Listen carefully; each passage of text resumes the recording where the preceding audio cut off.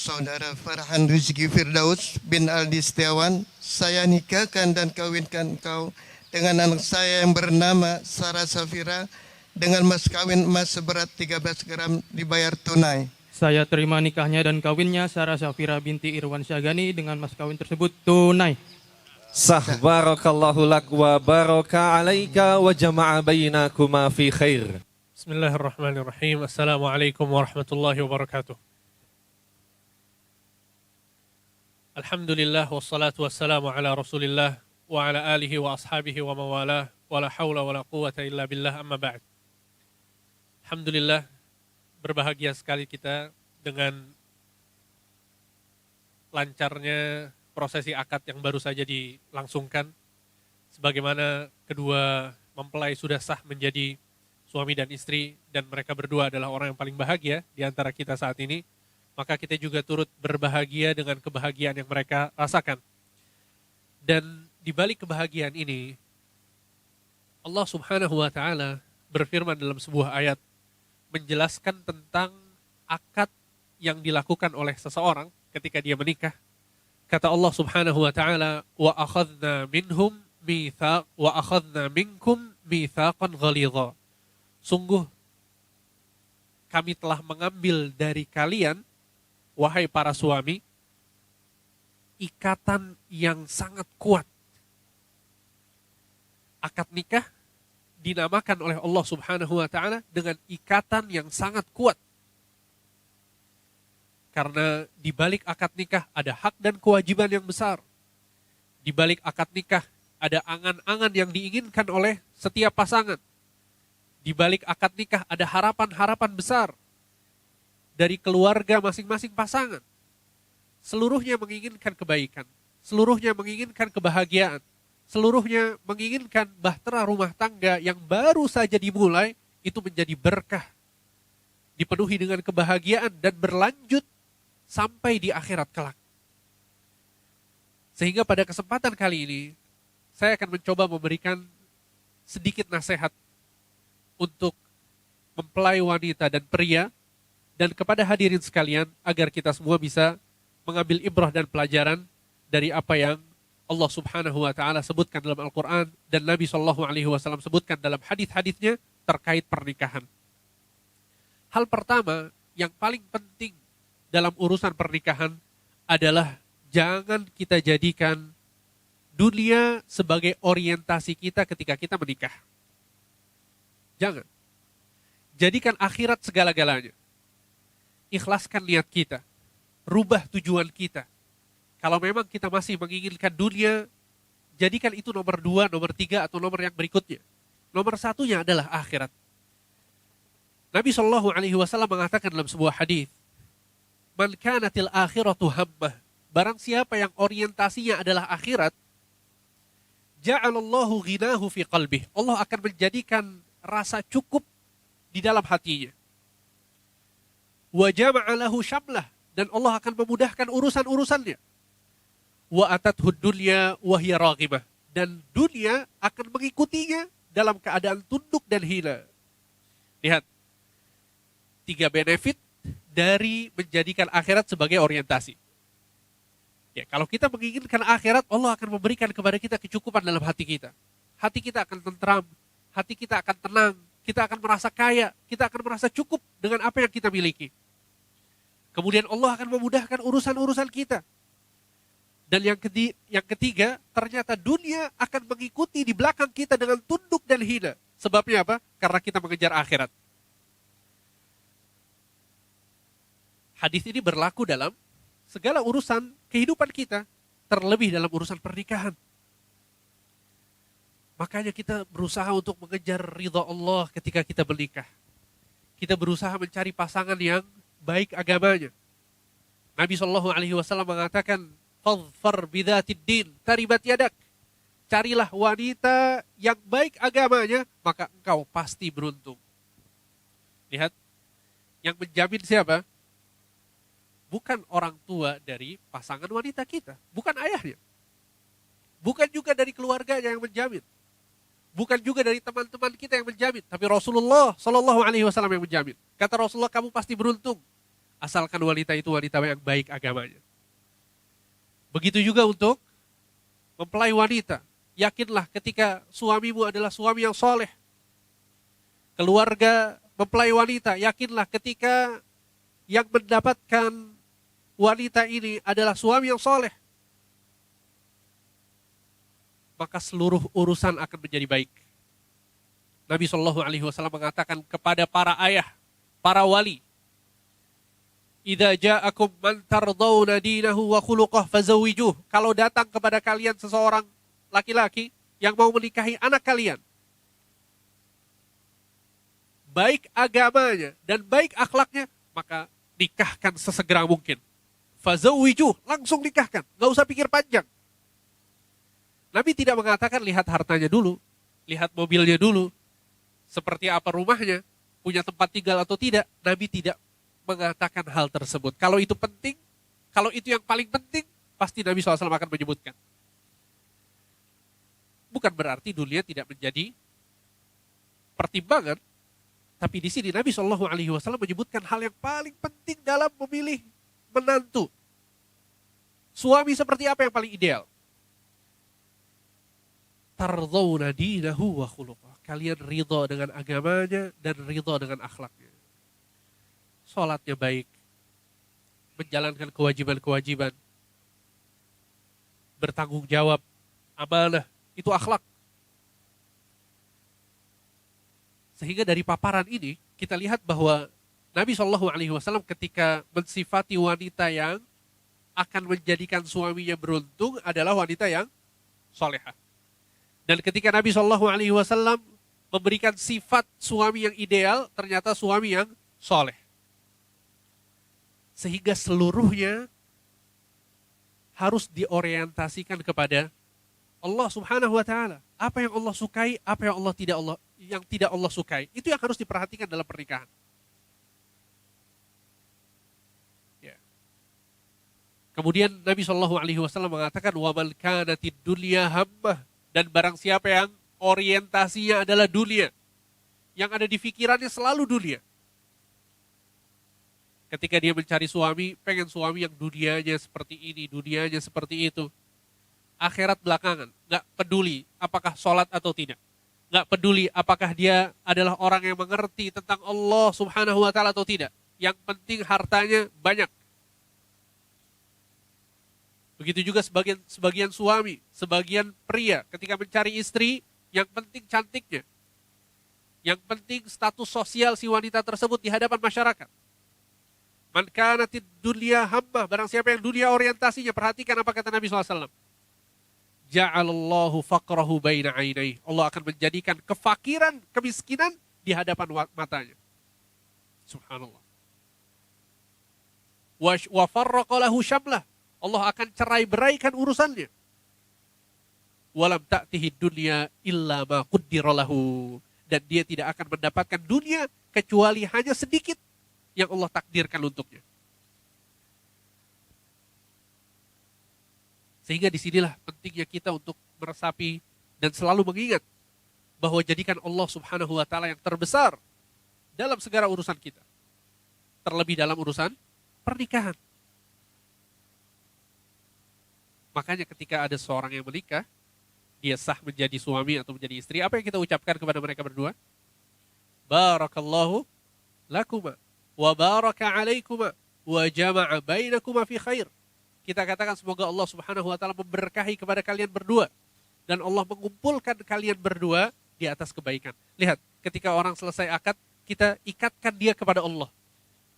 Semoga Allah berkahi, Allah menyatukan kalian. Karena memang yang memberkahi adalah Allah. Yang menyatukan adalah Allah Subhanahu wa Ta'ala. Dan Nabi SAW dalam sebuah hadis mengatakan, wal barakatu minallah. Sesungguhnya keberkahan itu hanya datang dari Allah. Makanya para ulama mengatakan kita nggak boleh meyakini sumber keberkahan selain dari Allah. Entah itu orang soleh, seorang ulama, kita nggak boleh meyakini bahwa dia sumber keberkahan. Bukan. Sumber keberkahan adalah Allah. Allah memberikan keberkahan kepada orang soleh. Allah memberikan keberkahan kepada pasangan yang soleh dan solehah. Dan ketika kita yakin bahwa sumber keberkahan adalah dari Allah Subhanahu wa taala, maka di situ kita sadar bahwa setiap gerak-gerik kita harus diridhoi oleh Allah, supaya Allah berikan keberkahan kepada kita. Setiap urusan kita, kita lihat Allah suka atau tidak, Allah ridho atau tidak. Ketika Allah ridho, kita lakukan dengan senang hati. Ketika Allah tidak ridho, kita khawatir. Karena keberkahan ini milik Allah. Sumber keberkahan ini dari Allah. Kalau kita melakukan satu acara, satu rencana, satu kegiatan yang Allah tidak ridhoi, kita khawatir keberkahan itu tidak datang. Oleh karena itu yang dilakukan oleh keluarga mempelai wanita dan pria, ya, dengan melangsungkan prosesi akad yang sedemikian rupa, Masya Allah, betul-betul diperhatikan sisi-sisi syariat. Dari mulai pemisahan antara perempuan dengan laki-laki. Karena memang Nabi SAW menjelaskan bahwa tidak boleh ada campur baur di satu tempat antara laki-laki dengan perempuan. Bahkan Nabi SAW ketika sampai di Madinah, beliau mengkhususkan satu pintu di Masjid Nabawi agar yang melewatinya hanyalah wanita. Tidak boleh ada pria yang masuk di sana. Sampai Nafi' Maula Ibnu Umar, seorang tabi'in, mengatakan bahwa Ibnu Umar seumur hidupnya, ketika Nabi mengatakan bahwa pintu ini khusus wanita, Ibnu Umar seumur hidupnya tidak pernah masuk dari pintu itu sampai beliau wafat. Karena betul-betul tahu bahwa ini adalah aturan dan berusaha menjalankannya agar mendapatkan keberkahan. Karena kita yakin bahwa keberkahan itu murni datangnya dari Allah Subhanahu wa taala. Sehingga segala sesuatu yang dimulai dengan ridha Allah, yang dimulai dengan apa yang Allah sukai, kita berharap bahwa Allah akan menurunkan keberkahan sehingga kelanjutannya menjadi berkah dan baik. Jadi untuk mempelai pria dan untuk seluruh suami yang hadir di tempat ini, jadilah suami-suami yang soleh. Karena kesolehan yang akan mendatangkan kebahagiaan di rumah tangga kita. Berbuat baiklah kepada istri kita. Berikan kepadanya seluruh kebaikan yang kita miliki. Lampiaskan kebaikan kita kepadanya secara totalitas. Rasulullah SAW mengatakan, istausu bil nisa'i khairan. Berbuat baiklah kalian kepada istri-istri kalian. Dan Nabi mengulangi hadis ini berkali-kali di banyak kesempatan. Istausu bil nisa'i khairan. Berbuat baiklah kepada istri-istri kalian. Berbuat baiklah kepada istri-istri kalian. Berikan yang terbaik untuknya. Nabi SAW mengatakan dalam sebuah hadis, khairukum li ahli. Orang yang terbaik di antara laki-laki seluruhnya adalah yang paling baik dengan istrinya. Wa ana khairukum li ahli, dan aku adalah orang yang paling baik dengan istriku.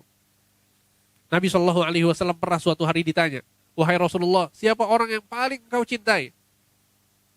Apa kata Rasulullah SAW? Aisyah, istriku Aisyah. Coba, siapa di antara kita yang ditanya sama temennya, siapa orang yang paling dekat samamu sekarang? Siapa orang yang paling kau sayangi, yang paling kau cintai? Biasanya dijawab temennya. Teman saya si Fulan yang di kantor bareng. Ya, kenapa nggak nyebut istrinya? Nabi SAW ditanya dan menjawab bahwa istriku yang paling aku cintai. Menunjukkan betapa sayangnya Rasulullah SAW kepada istrinya. Cintanya beliau sangat besar kepada istrinya Aisyah radhiyallahu anha warḍah. Sehingga jangan pernah tanggung-tanggung dalam berbuat baik kepada istri. Berikan seluruh kebaikan kita kepada istri kita. Dan begitu juga untuk mempelai wanita atau para istri secara umum. Ketika terjadi akad nikah, di situ ada peralihan hak dan kewajiban secara otomatis. Seorang anak harus menjadikan orang tuanya sebagai orang pertama yang diberikan kebaikan, hormat, dan ketaatan. Subhanallah.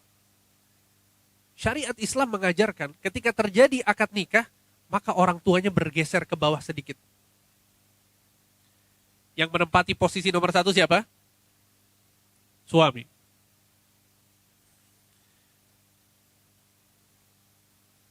Nabi Shallallahu Alaihi Wasallam mengatakan dalam sebuah hadis, "Lau kuntu amiran ahadan an yasjuda li ahadin, la amartul mar'ata an tasjuda li zawjiha." Kalau dibolehkan, aku memerintahkan manusia sujud kepada manusia. Hukumnya boleh atau tidak? Jelas tidak boleh. Sujud hanya kepada Allah Subhanahu wa taala. Tapi kata Nabi, kalau boleh, yang aku perintahkan adalah istri sujud kepada suaminya. Subhanallah. Betapa besar hak suami yang harus dipenuhi oleh istri. Sehingga suami menjadi orang yang paling pertama yang harus diberikan ketaatan kepada oleh istrinya. Akan tapi kita tahu, tidak ada ketaatan secara mutlak kecuali ketaatan kepada Allah dan Rasulnya. Sehingga maksud ketaatan kepada suami adalah ketaatan dalam perkara-perkara yang ma'ruf, perkara-perkara yang baik. Dalam perkara-perkara yang ma'ruf dan perkara-perkara yang baik, bukan dalam kemaksiatan. Nabi Shallallahu Alaihi Wasallam mengatakan, la ta'ata li makhluk fi maksiatil khaliq. Tidak ada ketaatan kepada makhluk dalam rangka bermaksiat kepada Tuhan Sang Pencipta.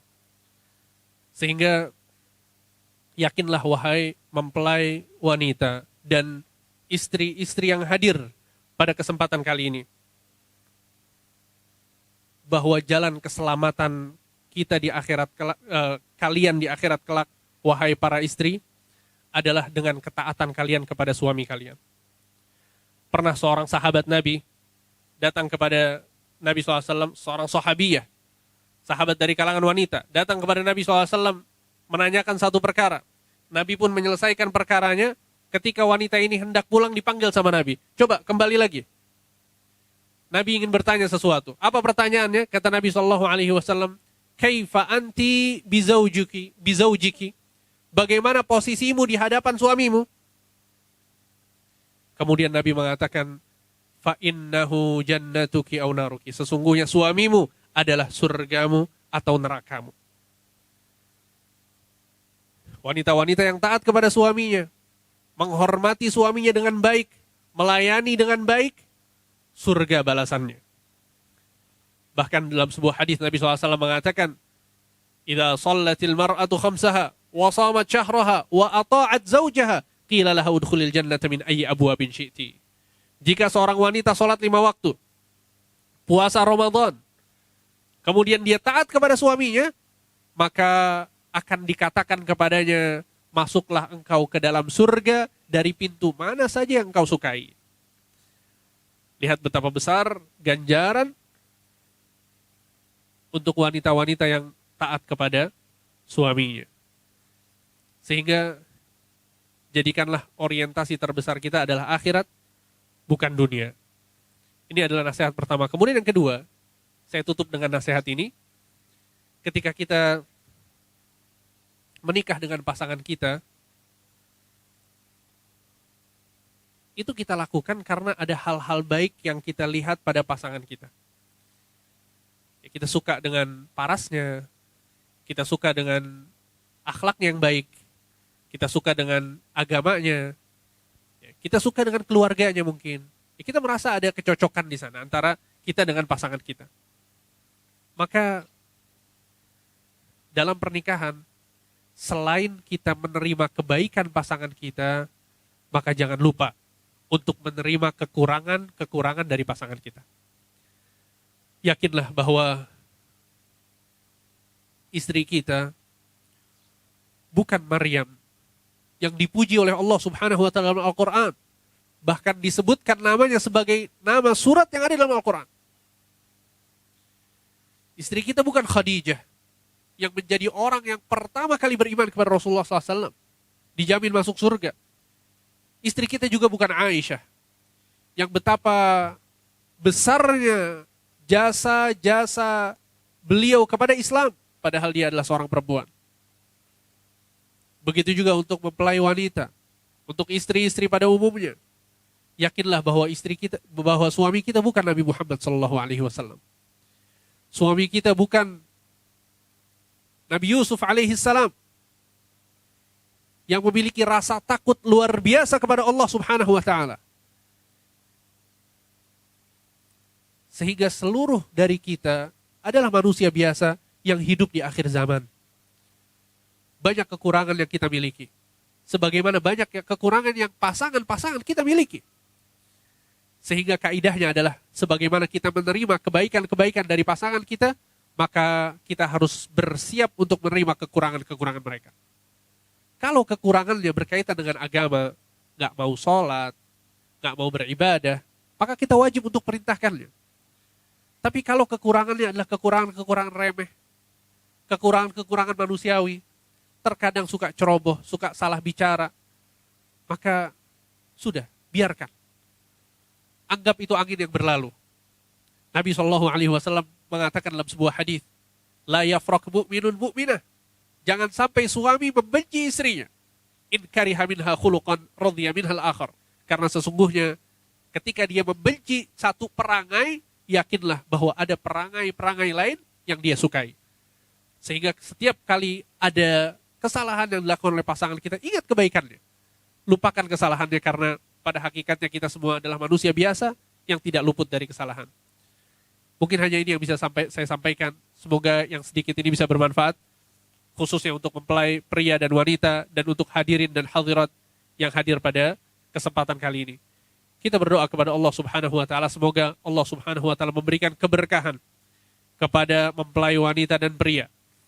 Allah Subhanahu wa taala berikan sakinah, mawaddah, dan kasih sayang di antara mereka, dan Allah Subhanahu wa taala memberikan kepada mereka keturunan-keturunan yang saleh dan salehah. Wassallallahu ala nabiyina Muhammad wa ala alihi wa sahbihi ajma'in. Wassalamualaikum warahmatullahi wabarakatuh.